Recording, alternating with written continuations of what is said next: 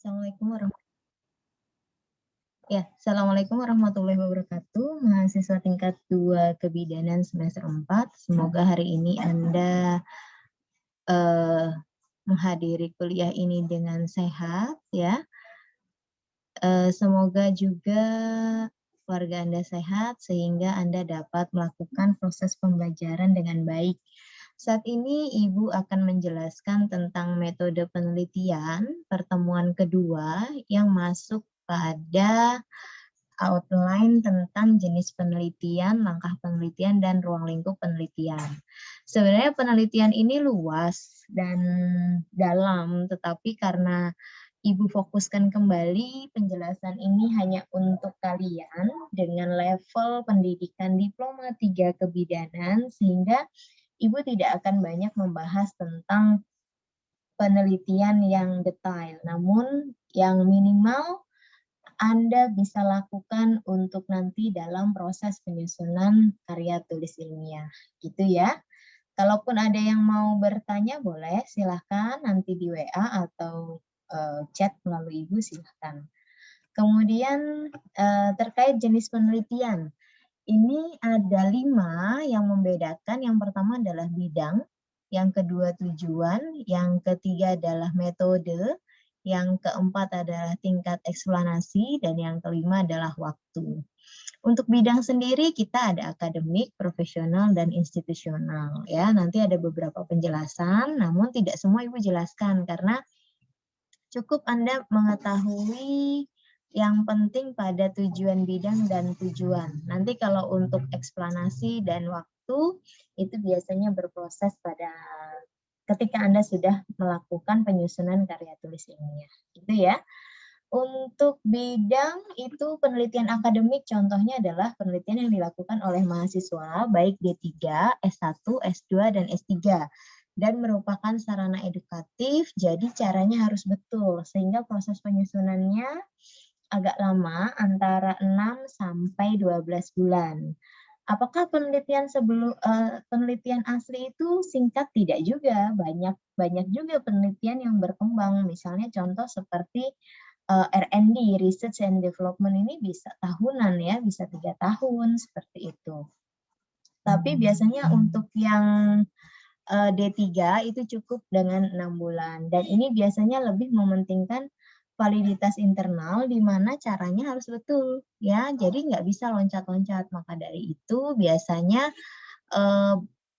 kadang kalau mahasiswa yang nggak ngerti masih mending ini ya, dia kalau baca buku akan bertanya, "Bu, setelah ini step saya ngapain? Setelah ini step saya ngapain?" Nah, kadang mahasiswa itu tiba-tiba udah nyebarin kuesioner padahal kuesionernya belum diuji validitas. Itu ya yang kadang suka ditemukan pada mahasiswa-mahasiswa yang tingkat pendidikannya masih D3. Tapi kalau sudah S1 dia harus betul-betul sekali gitu ya.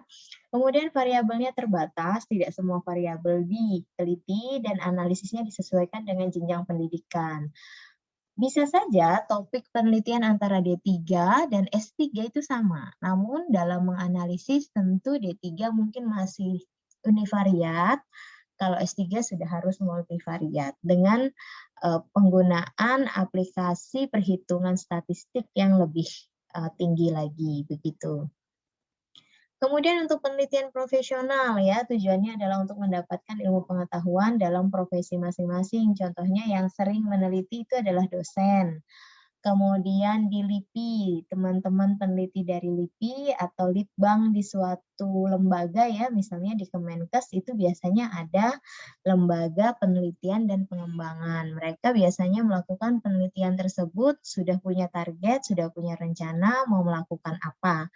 Termasuk juga dosen. Dosen itu biasanya sudah punya jalur penelitiannya masing-masing. Dan ini biasanya variabel penelitiannya lengkap dan disesuaikan dengan kepentingan masyarakat ilmiah. Masyarakat ilmiah ini ya tadi artinya ya dosen, ya peneliti, ya mahasiswa, S1, S2, S3 itu adalah masyarakat ilmiah begitu ya. Kemudian penelitian institusional ini adalah untuk mendapatkan informasi yang dapat digunakan oleh lembaga untuk pengembangan atau pengambilan keputusan. Contohnya misalnya YATSI gitu ya. YATSI punya LPPM, bisa saja Ibu Ketua ingin melihat seberapa jauh sih mahasiswa dan sivitas Tikasiatsi memahami visi dan misi Tikasiatsi. Nah, itu bisa dilakukan penelitian dalam bentuk survei. Nah, kalau nanti hasilnya bagus, mungkin nanti akan mengarah pada pengembangan apa nih yang mau dikembangkan dari visi misi Yatsi. Atau kalau hasilnya tidak bagus, maka harus apa yang dilakukan ya. Nah, itu terkait dengan pengambilan keputusan. Penelitian ini berfokus pada validitas eksternal dan dengan variabel lengkap. Validitas eksternal itu bagaimana penelitian ini dapat digunakan dan dapat bermanfaat bagi pihak yang lain, termasuk pihak lembaga itu sendiri. Kemudian ini tadi tentang ini ya, tentang akademik ya atau bidang. Nah, selanjutnya adalah tujuan, ada penelitian murni dan penelitian terapan. Nah, penelitian murni ini biasanya harusnya dilakukan di laboratorium dengan kondisi yang terkontrol dan ketat. Biasanya kita, yang saya tahu misalnya kita membuat suatu dosis atau obat baru. Nah, dosisnya harus seberapa miligram, itu harus dilakukan dengan ketat. Itu biasanya penelitian murni. Ya, yang pertama itu bisa menggunakan tikus ya, tikus putih untuk apa namanya, diberikan contoh dosis obat misalnya 50, yang ini diberikan 50 gram, yang ini diberikan 100 gram, yang ini 150 gram. Nah, itu nanti dilihat yang berefek, memberikan efek dalam proses penyembuhan yang mana. Kemudian dari makan dan minum si tikus juga dikontrol, nggak bisa sembarangan, seperti itu. Ya, kemudian yang selanjutnya adalah penelitian terapan, di mana ini tujuannya adalah untuk menerapkan, menguji, mengevaluasi kemampuan suatu teori yang dapat diaplikasikan dalam memecahkan masalah-masalah praktis. Contohnya misalnya, kita lihat misalnya nilai mahasiswa kok kurang ya, misalnya lebih banyak rata-rata yang C dibandingkan yang B. Nah, kita lihat sumber literatur. Ya, literatur ini adalah kita bisa melihat suatu teori. Oh, kata teori misalnya ketika anak atau mahasiswa nilainya rendah, kita bisa lihat dalam kelas ini berapa sih jumlahnya misalnya. Oh, ternyata satu kelas itu ada kelas besar 60 orang. Bagaimana kita lakukan pembagian jadi 2 nih, dari 60 orang, ini nanti dibagi menjadi 30 orang di kelas pertama dan 30 orang di kelas kedua. Nah, nanti diberikan pendidikan yang sama, nah apakah ini nanti bisa memperbaiki nilai dari mahasiswa? Nah, itu masuknya ke dalam penelitian terapan, begitu ya. Oke, sebelum masuk ke langkah penelitian, saya kembali lagi ke jenis penelitian. Berikutnya dalam penelitian metode ya, berdasarkan metode itu ada jenis survei. Jadi kita ingin menggali pengetahuan, kebutuhan, atau menganalisis masalah yang terjadi di lapangan bisa menggunakan survei. Atau bisa juga dengan metode ex post facto, di mana kita melihat suatu sebab akibat tanpa adanya intervensi dari peneliti, atau eksperimen, sebuah percobaan. Naturalistik, kita mau tahu sih bagaimana kehidupan masyarakat Baduy dalam konteks budaya. Nah, itu naturalistik bisa. Atau policy research, atau namanya penelitian kebijakan. Kita mau tahu sih gimana caranya supaya ibu hamil ini dapat melahirkan dengan gratis melalui BPJS dengan asuhan yang terintegrasi. Misalnya yang tadinya hanya dapat 4 kali ANC, sekarang harus 6 kali. Itu bisa masuk ke penelitian kebijakan atau policy research. Kemudian action research ini adalah suatu penelitian yang memulai tahapan-tahapan. Biasanya dimulai dengan pengembangan alat terlebih dahulu, kemudian dilakukan intervensi, kemudian kita evaluasi bagaimana efek intervensi tersebut. Kemudian ada penelitian yang berbasis evaluasi, kita mau lihat nih programnya BPJS ini berhasil nggak sih? Itu masuk ke evaluasi. Kemudian sejarah, research and development. Nah, tadi saya sampaikan research and development ini bisa tahunan ya, 3 tahun, 4 tahun, 5 tahun, tergantung pengembangan apa yang dilakukan. Contoh misalnya, banyak teman-teman yang sekarang berfokus pada penelitian stunting, mereka ingin mengembangkan suatu makanan yang dapat konsumsi oleh anak-anak atau balita untuk mencegah stunting. Nah, itu bisa research and development gitu ya. Kemudian untuk jenis penelitian yang tingkat eksplanasi, sejauh mana kejelasan dari hasil penelitian tersebut. Itu ada deskriptif ya, hanya menjelaskan, komparatif itu membandingkan antara variabel satu dengan variabel yang lain, kemudian asosiatif itu melihat hubungan ya.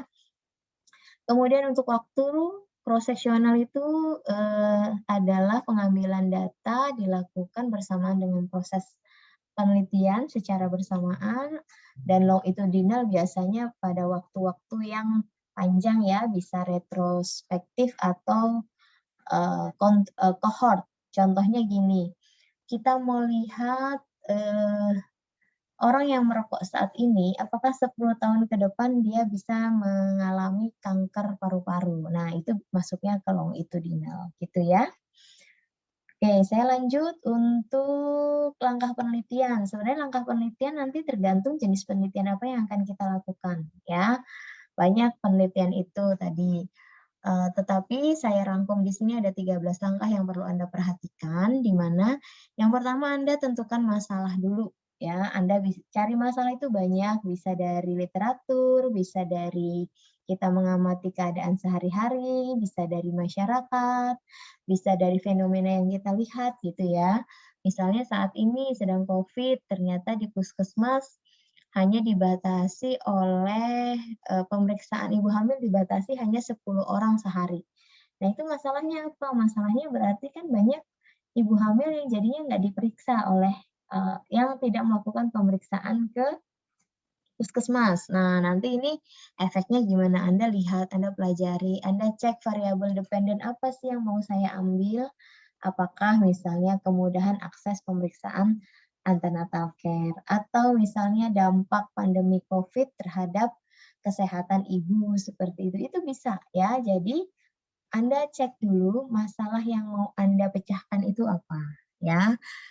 Kemudian lakukan literatur review. Nah, literatur review itu adalah membaca jurnal. Sejauh mana sih variabel dependen Anda itu sudah banyak diteliti ya. Jadi misalnya Anda mau ngambil, "Oh Bu, karena pandemi COVID ini kecemasan ibunya tinggi." Nah, Anda cek, kecemasan ibu tinggi saat pandemi COVID apakah sudah pernah diteliti, oleh peneliti lain? Nah, biasanya sudah ya di Cina, di Eropa. Itu kita lihat, kita harus baca penelitian-penelitian terdahulu. Nah, biasanya kalau sudah ada penjelasan penelitian, nanti akan ada systematic review atau meta analisis tentang tindakan apa sih yang perlu dilakukan untuk mengatasi kecemasan ibu hamil selama pandemi COVID, seperti itu ya. Ketika teori latar belakang Anda sudah cukup padat, sudah cukup kaya, Anda lakukan studi pendahuluan. Terjunlah kemana Anda akan meneliti, di Kota Tangerang kah, di Kabupaten Tangerang, atau mau di Puskesmas Bugel, atau di Puskesmas Jatiuwung, Anda turunlah ke lokasi. Anda lihat, Anda wawancara ibu hamil. Benar nggak mereka itu cemas? Benar nggak mereka itu punya rasa khawatir yang bertambah saat pandemi COVID ini? Nah, itu untuk studi pendahuluan itu untuk melihat seberapa besar masalah yang terjadi di lapangan dan kira-kira apa yang mau Anda lakukan. Bisa jadi setelah studi pendahuluan tadinya kita judulnya A bisa jadi B, gitu ya. Itu tergantung bagaimana komunikasi Anda, bagaimana pendapat Anda terkait memandang fenomena pada saat terjadi studi pendahuluan dan komunikasi Anda dengan pembimbing, diskusi interaktif gitu ya.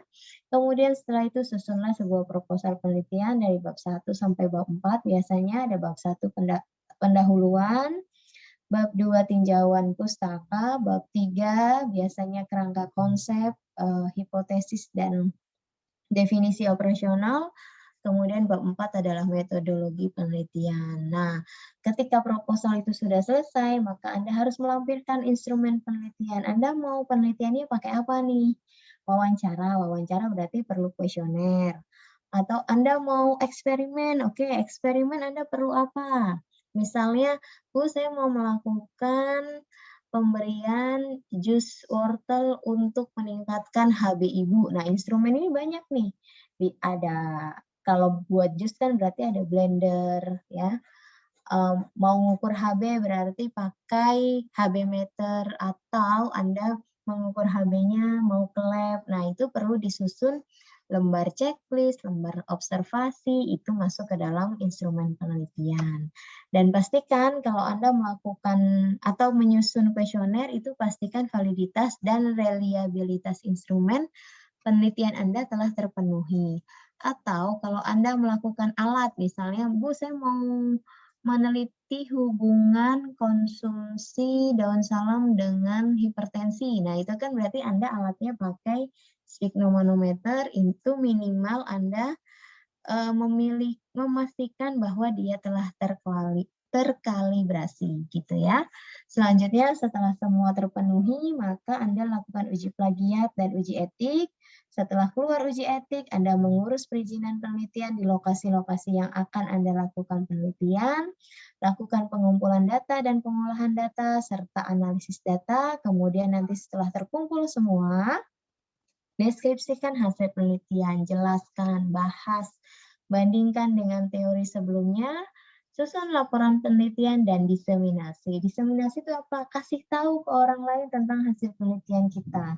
Diseminasi yang cukup dalam level yang minimal, itu Anda bisa melakukan presentasi di depan penguji dan pembimbing atau di depan presentasi. Nanti biasanya kalau di YATSI itu setiap tahun para dosen itu ada diseminasi penelitian di mana seluruh peneliti itu mempresentasikan hasilnya dan mengundang rekan-rekannya untuk mengkritisi, untuk mendiskusikan, atau untuk memberikan masukan seperti itu. Dan publikasi penelitian dalam hal ini adalah menerbitkan manuskrip di dalam jurnal, gitu ya. Oke, nanti kalau ada yang belum jelas bisa ditanyakan. Kemudian ruang lingkup penelitian kebidanan sebenarnya banyak sekali. Kita kalau dilihat dari konsep asuhan saja itu mulai dari kehamilan, persalinan, bayi baru lahir, masa nifas, KB, balita, remaja, menopause, lansia, itu banyak masalah-masalah yang terjadi di lapangan yang perlu dilakukan penelitian. Kemudian contoh area penelitian kita bisa meneliti perilaku ibu, pengetahuan ibu, tentang kehamilan, tentang imunisasi, sikap ibu tentang program BPJS misalnya, atau perilaku ibu tentang antenatal care terpadu, seperti itu. Dalam konsep atau proses manajemen kebidanan sendiri, Anda bisa melakukan penelitian dalam pengkajian, interpretasi diagnosa, tindakan atau keterampilan, gitu ya. Contoh dalam pengkajian misalnya gini, di puskesmas itu minimal 5-10 menit dalam melayani ibu hamil. Apakah cukup mengkaji dalam 5-10 menit? Apa saja poin-poin yang dilakukan saat mengkaji? Belum nanti kita ngomongin 10T, ya, timbang berat badan, ukur tinggi badan, tensi, dan sebagainya. Gitu ya. Kalau tindakan misalnya gimana caranya untuk mengurangi robekan perineum? Apakah pijatan perineum ini bisa dilakukan untuk mengurangi robekan perineum? Itu bisa ya. Kemudian pengembangan alat atau instrumen yang membantu proses asuhan kebidanan. Gimana caranya? Bu, saya mau ngembangin alat untuk mengukur cemas dengan mudah pada ibu hamil. Oh, boleh. Bu, saat mau bersalin kan ibunya takut banget tuh, saya mau bikin alat yang bisa menenangkan ibunya, ya boleh silahkan. Jadi banyak sekali dan itu tidak hanya 1 poin atau 2 poin, 1 area atau 1 bidang, tidak, tetapi ketika bidan itu mengasuh seorang wanita mulai dari prakonsepsi sampai lansia, maka area-area tersebut bisa dilakukan penelitian. Begitu ya, itu dulu dari saya. Terima kasih atas perhatiannya. Saya cukupkan kuliah hari ini. Assalamualaikum warahmatullahi wabarakatuh.